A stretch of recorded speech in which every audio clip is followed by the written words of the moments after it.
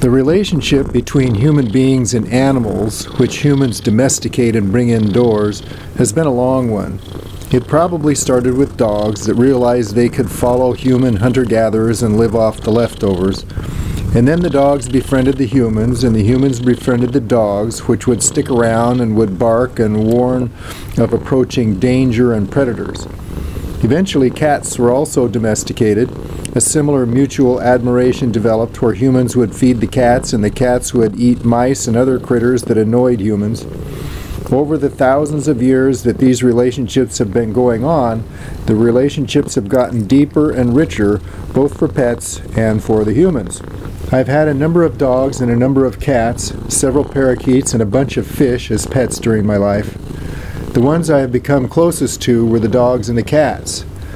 I've enjoyed the cats for their softness and affection and their independence. You don't have to clean up after a cat, and a cat will keep your place free of rodents. I'm a cat fancier. I've had several orange tabby cats. They have all been extremely affectionate, gentle cats. The latest of these is a cat that I got when my mom's cat died. She had an orange tabby which got into some poison. I went to the animal shelter and found a cat that looked just like Mom's cat. On the cage was the name Pickles. I took Pickles to Mom's house, introduced Pickles to Mom, and Mom said, "I don't want another cat." Then she gave me her cat food dish, and Pickles came home with me. From that day on, over a dozen years ago, Mr. Pickles and I have been roommates. He has been amongst the finest of the cats I have known. As a young cat, he was very playful. He caught lots of furry animals and a few birds. He's always been a very alpha cat. If a dog or a possum or a raccoon or another cat came onto the property, Mr. Pickles escorted them off the property immediately. He did show up in the morning one time with a horseshoe-shaped bite mark on his hindquarters. Apparently something that he had tried to drive off the property turned on him and bit him. He developed an abscess which he licked until it drained, and Mr. Pickles was fine. In all the years Mr. Pickle and I lived together, he only went to the vet once. That was for another bite wound. He lived a very healthy life. One time I was sitting on the back porch of the house, Mr. Pickles in my lap, when a raccoon came around a tree. Mr. Pickles sat up, looked at the raccoon, then jumped down to the ground. The raccoon was about 40 feet away. The raccoon looked at Mr. Pickles. Mr. Pickles took a quick run of about 2 yards toward the raccoon and stopped. The raccoon turned around and started to walk away. Mr. Pickles took off running towards the raccoon, and the raccoon left at a fast run off the property.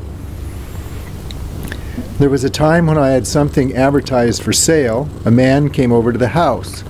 He had a large pickup truck, and in the pickup truck there was a large dog. That dog was probably 10 times the body mass of Mr. Pickles. When the guy got out of the truck, the dog got out of the truck. Then Mr. Pickles hissed and ran towards the dog, and that dog yiped and jumped back into the pickup truck. The owner closed the door. A number of times over the years, I was sitting in my big easy chair watching a movie with Mr. Pickles in my lap, his head on my belly and his tail stretched out towards my ankles. He would totally stretch out and fall completely asleep, and then I'd pet him and he'd wake up a little bit and start purring. We spent many warm times together, Mr. Pickles and I. When I got Pickles and would hold him in my arms, he would not let me get my face near his. After a few years, we became more comfortable with one another. I could cradle him in my arms like a baby. We would move our faces close together and touch noses. That was sweet, a display of trust for both of us. Pickles enjoyed ladders. Whenever I put up a ladder, he'd climb it, look around, and come back down. He was primarily an outside cat. I built a safe, protected place for him in the carport. It was a box with a sleeping pad in it, like the one you see here. I left the ladder against the garage. He could climb that, jump onto the garage roof, then onto the carport, and reach his little condo unit and outside sleeping pad. He was safe from coyotes there. Pickles would come and sit beside me and watch whatever I was doing inside or outside the house. If it didn't involve loud power tools, he was close by. He wouldn't get near if I was on the lawnmower, but if he was lying close to the edge of the lawn and I was on the mower coming close by, he wouldn't move. He just watched me go by. I think he knew that I wouldn't hit him with the lawnmower. If I was in the car and Pickles was lying on the driveway, I would go very slowly and he would always get out of the way. The next I'd see him, he'd be at the edge of the driveway watching me go by. We trusted each other. Some people say that animals have no emotions, that emotions are completely a human thing. But I say that's nonsense. I saw Pickles as a very emotional cat. He was aware of what was going on around him. He was aware of my attitude towards him. He shared his attitude back towards me. We didn't always get along perfectly. When I would stand in front of the sink washing dishes, he would come beside me and rub against my leg. He'd stop there and wrap his tail around my leg and just stand there like he was giving me a hug. I'd look down at him, he'd look up at me, then he'd give me one of his air meows. I call that affection coming from my cat.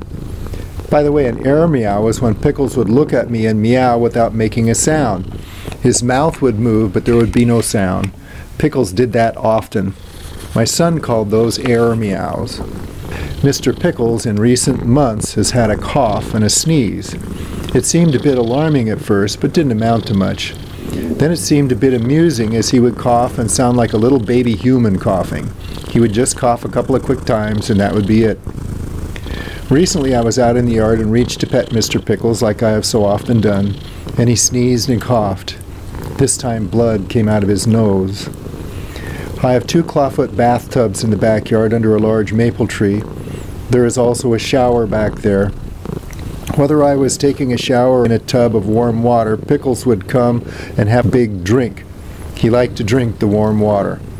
It was obvious that he was getting sicker in the last couple months of his life. The vet said, old age.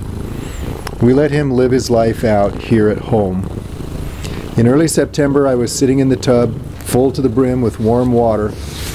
In his weak condition, Mr. Pickle needed 2 tries to climb up onto the concrete block beside the tub. He took a very long drink. His face was just a foot from mine. I could see he was struggling to breathe. It was a very sad moment. I knew he didn't have long to live. I thought I'd call the vet in the morning and take Pickles in. I'd let him die in my arms as I scratched his ears and told him I loved him. I went into the house and got my video camera. I took these last few moments of video of him. I went inside and put the camera away, then I came out to get Pickles and keep him in the house. But he wasn't there. He'd left. I looked for him all over the yard and in the house. I looked all over the neighborhood for him, calling him. I couldn't find him. My eyes played tricks on me for a few days. I would see a piece of wood or a clump of grass, whatever that was colored like he was, and I'd turn toward it to go pick him up. But of course he wasn't there. About a week later, my senses let me know that he was here. I was upset and pleased to find that he had crawled off to a safe place on the property where his illness took him to his final breath. It is striking how attached we can become to our pets. They can become our best friends and comforters.